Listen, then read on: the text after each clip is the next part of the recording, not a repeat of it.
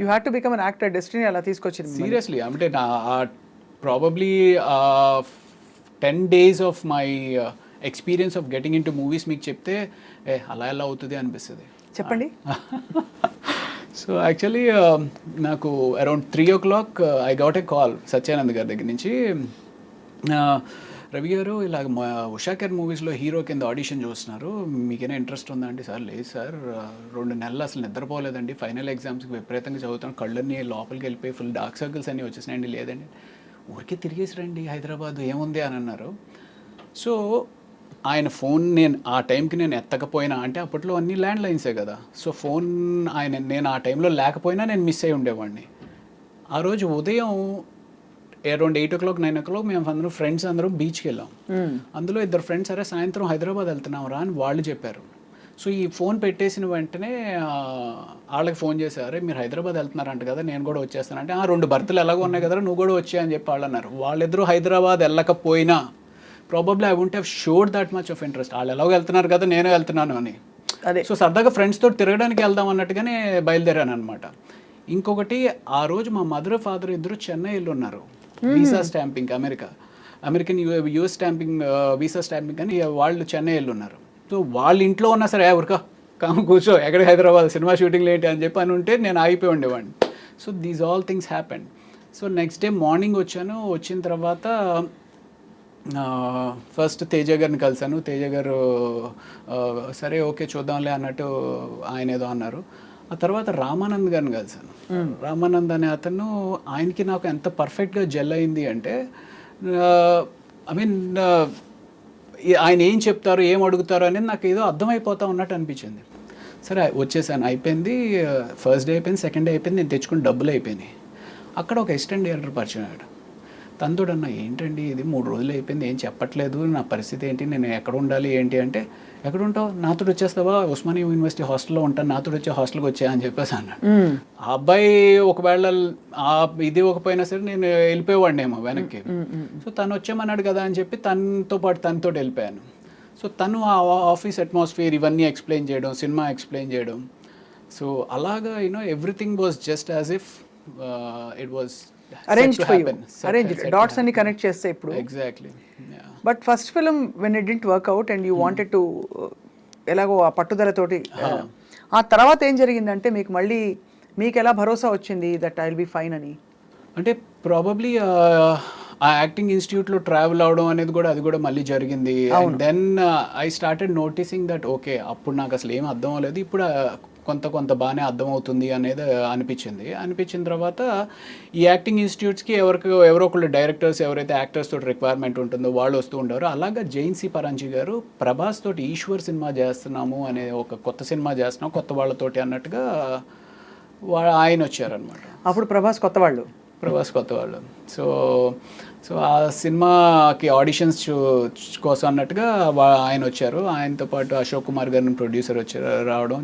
So అక్కడ నేను ఇలా చెప్పాను, అంటే నువ్వు హీరో కింద చేసావు కదమ్మా అంటే, పర్వాలేదు sir I just want get back, ఎలాంటి క్యారెక్టర్ ఇచ్చినా పర్వాలేదు చేస్తాను అంటే, అందులో ఒక చిన్న నెగిటివ్ రోల్ ఏదో ఉంటే ఆ నెగిటివ్ రోల్ ఇచ్చారనమాట. సో అప్పుడు మీకేం అనిపించలేదా, అయ్యో నేను హీరోని కదా, నేను హీరో మెటీరియల్ని కదా, నేను ప్రభాస్లా పొడుగ్గా ఉన్నాను కదా? అంటే నాకు అలా అనిపించలేదండి, నిజంగా అలా అనిపించలేదు. అంటే ఓవరాల్ ఆ సిచ్యువేషన్లో ఆ టైంకి నాకు అనిపించింది ఏంటి అంటే, ఈ ఇండస్ట్రీలో ఉండాలి అంటే ముందు సర్వైవ్ అవ్వాలి అంటే హీరో ఆయన పట్టుకుని కూర్చుంటే నిన్ను సపోర్ట్ చేసి నీ బ్యాక్గ్రౌండ్లో ఎవరో నీ మీద ఇన్వెస్ట్ చేసి డబ్బులు పెట్టేవాళ్ళు ఉండరు.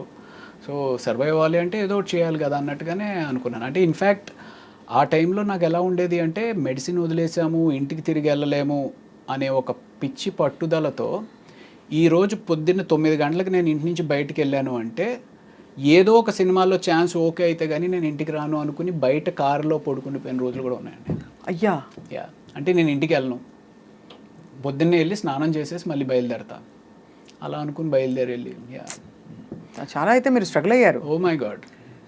But mentally what was your state of mind? అంటే ఎక్కడైనా I want to go back to my profession, medicine నేను ప్రాక్టీస్ చేస్తాను ఇంకా చదువుతాను అంటే ఒక 2 years దీని మీద ఇన్వెస్ట్ చేశాను అనమాట. 2 years ఇన్వెస్ట్ చేసిన తర్వాత ఇట్ వాజ్ మధ్యలో ట్రై చేశాను, మేబీ పీజీ ఏమైనా ట్రై చేసి ప్రిపేర్ అవుదాము, పోస్ట్ గ్రాడ్యుయేషన్ ప్రిపేర్ అవుదాము అనుకుని ఒక 2 weeks పుస్తకాలు తెరిచాను. బట్ ఒకసారి ఆ రిథమ్ బ్రేక్ అయితే మళ్ళీ ఆ రిథమ్ రావడానికి ఒక 3 నెలలు పడుతుంది. బట్ తర్వాత ఎక్కడో మీరు హౌస్ సర్జన్సీ చేశారని ఉంది. House surgery is just part of medicine కదా, ఫస్ట్ గ్రాడ్యుయేషనే కదా. అదే, సో ఇట్స్ జస్ట్ ఇంటర్న్షిప్ లాగానే. ఇంటర్న్షిప్ లాగానే. సో మీరు బేసికలీ అయితే అంటే but you had all the qualifications to become a practising doctor. Correct. But ఒక్కవేళ యాక్టింగ్ కాకుండా మీరు స్పెషలైజేషన్ తీసుకుంటే ఏం తీసుకునేవారు? నాకు ఎండోక్రోనాలజీ కానీ డర్మటాలజీ కానీ ఇంట్రెస్ట్ ఉండింది. ఓకే, డర్మటాలజీ చేస్తే బాగుండేది కదా మా అందరికి కూడా, మీరు ఏం చెప్పాలి. సో అలా మరి మొత్తం ఇప్పుడు మీకు మందులు మీరే వేసుకుంటారా? మోస్ట్లీ అంటే యు నో నౌ కదా everything. That's one common question మనకి చాలా మంది అడుగుతూ ఉంటారు, సార్ డాక్టర్లు వాళ్ళే ట్రీట్మెంట్ చేసుకుంటా ఉంటారు. అన్ని వేళలా అవ్వకపోవచ్చు కానీ మోర్ ఆర్ లెస్ ఆ బేసిక్స్ అన్ని మాకే. ఇప్పుడు నేను మెడికల్ ఇంటర్వ్యూస్ చేస్తానండి. I done about 2000-3000 medical interviews వేరే చోట. I think I'm half a doctor. ఏమీ తెలియదు నేనే అలా అనుకుంటే, మీరు యాక్చువల్గా డాక్టర్ అయింది ఇంకా ఎంత అనుకోవాలనుకుంటాను. అంటే యూజువల్గా మనకి దగ్గు, జలుబు, జ్వరం ఇలాంటివి ఏమన్నా సరే మనమే చేసేసుకుంటాం. చిన్న ఏమైనా ఎలర్జీస్ కానీ అలాంటివి అన్నా సరే మనమే ట్రీట్ చేసుకుంటాం. ప్రభాస్ గారితో మీ first film, how was your experience meeting Prabhas first time? అప్పటికేం తెలియదు కదా, అందరు కొత్త వాళ్ళు. అంటే నేను నా ఫస్ట్ సినిమా ఏదైతే నా ఎక్స్పీరియన్స్ ఉంటుందో సేమ్ అంటే ఒక నైవ్గా అమాయకంగా ఎవరేదో చెప్తున్నారు ఏంటి. ప్రభాస్ కూడా సత్యానంద్ గారి దగ్గర స్టూడెంట్ యాక్చువల్లీ. అవును. సో అలాగా అప్పుడు తను వచ్చినప్పుడు అలా ఉండేవాడు. బట్ తను మంచి పర్సనాలిటీ అండ్ అంటే తను వాక్ చేస్తున్నప్పుడే నాకు అనిపించేది, ఓ మ్యాన్ అసలు ఎంత మ్యాన్లీగా ఉంది తిని వాక్ అనేది. నాకు అప్పుడు ఒక మారుతి కారు ఉండేదన్నమాట. షార్ట్ గ్యాప్లో వచ్చి తను కార్లో పడుకునేవాడు. అంటే రాత్రంతా అంటే ఈ షూటింగ్ టైర్డ్నెస్ తోటి ఇంకొక 2 గంటలు పడుకొనిస్తే బాగుండు కదా అంటూ ఉండేవాడు అనమాట తను. So that was a wonderful experience. ఎలా అనిపిస్తుంది అంటే today he's one of the biggest pan world super star. ఇప్పుడు if you met him Ravi garu, would you have the same vibe? Because you sort of started off together. ఇద్దరికి మధ్య అంత పరిచయం ఉంటుందంటారా? I don't know. You don't know. You haven't probably been in that situation yet. So Eshwar తర్వాత క్యా హువా? ఈశ్వర్ తర్వాత అందులో negative role చేసిన తర్వాత వైవిఎస్ చౌదరి గారు సీతయ్య అని చెప్పి హరికృష్ణ గారితో ఒక సినిమా చేస్తా ఉన్నారు. అవును, సీతయ్య తెలుసు కదా. సీతయ్య ఎవరి మాట విండు, సీతయ్య మేము వాడుకుంటాం. కానీ నేను సీతక్క అని మార్చుకున్నా నా గురించి. ఓకే. సో ఆ సినిమాలో ఒక సిమిలర్ నెగిటివ్ రోలే. బట్ ఆ నెగిటివ్ రోల్తో పాటు ఒక వండర్ఫుల్ సాంగ్ అండి, కీరవాణి గారు కంపోజ్ చేసిన సాంగ్, ఆదిశంకర్లో సౌందర్య లహరి అని చెప్పి ఒక సాంగ్.